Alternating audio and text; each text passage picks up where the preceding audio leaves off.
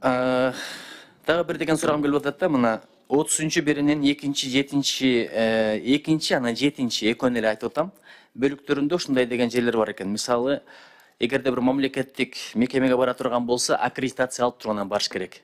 Туурабы, журналисттер? Бул бир.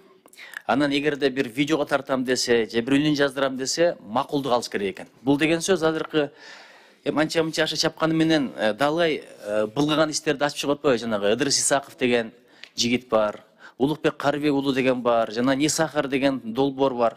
Алар биринчиден кемчилдигин ачкерелегенде баратса бир ишканага.